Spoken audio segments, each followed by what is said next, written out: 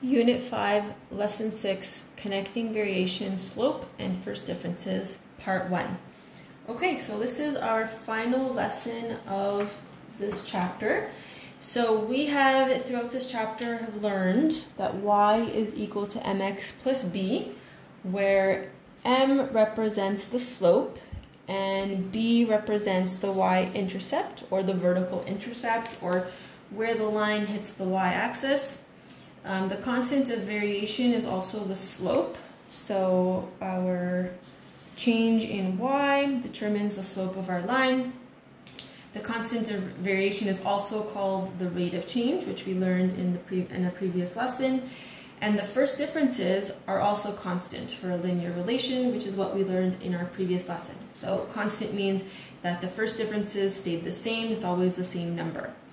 So the first example that we're going to do here is we have this line, and what we're going to do is determine the slope, the y-intercept, and then get the equation of the line using a graph. So we're going to determine the slope, we're going to determine b, and then we're going to put it in y equals mx plus b form, given a graph.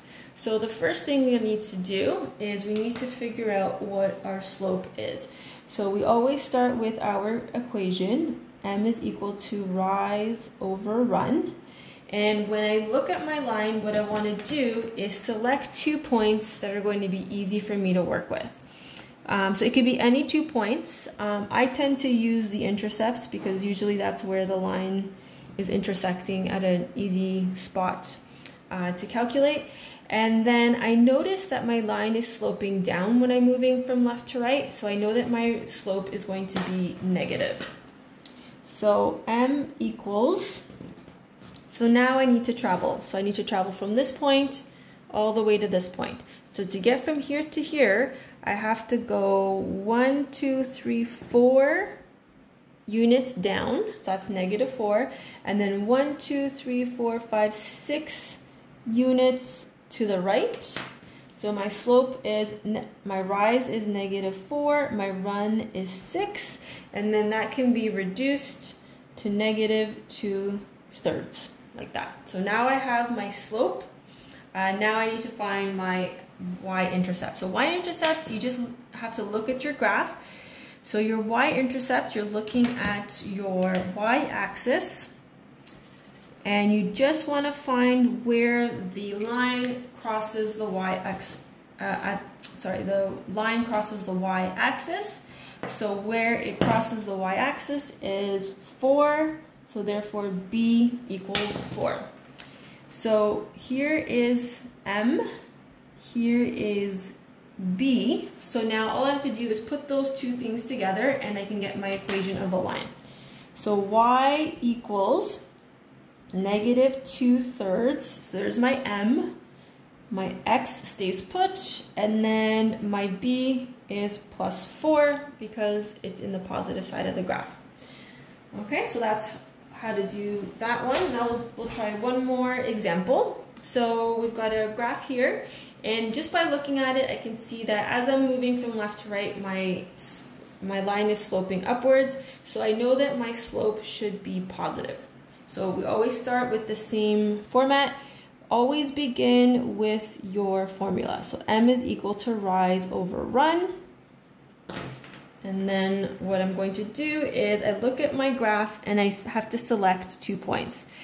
So instead of using my intercepts again, this one looks like it's pretty easy to work with. So I'm going to select this point.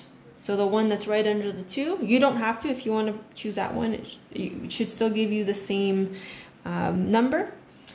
And then I have to travel from this point to this point. So to get from point 1 to point 2, I have to go up 1 unit. So my rise is 1, and then my run is 2. So now I can go back into my formula.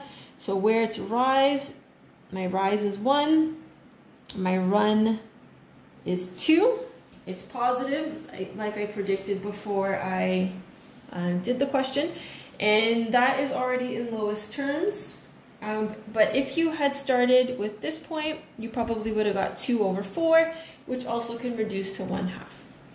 All right, so my y-intercept, so again, I'm just looking at my line, and I'm looking where my line crosses the y-axis. So when I look at the line, it crosses right over here, and that is at -2.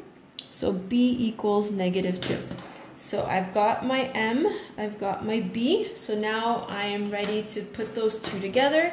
So my equation then is y equals m, which is 1/2, x, and now my b is -2, so -2. Okay, so that is equation of the line, part 1.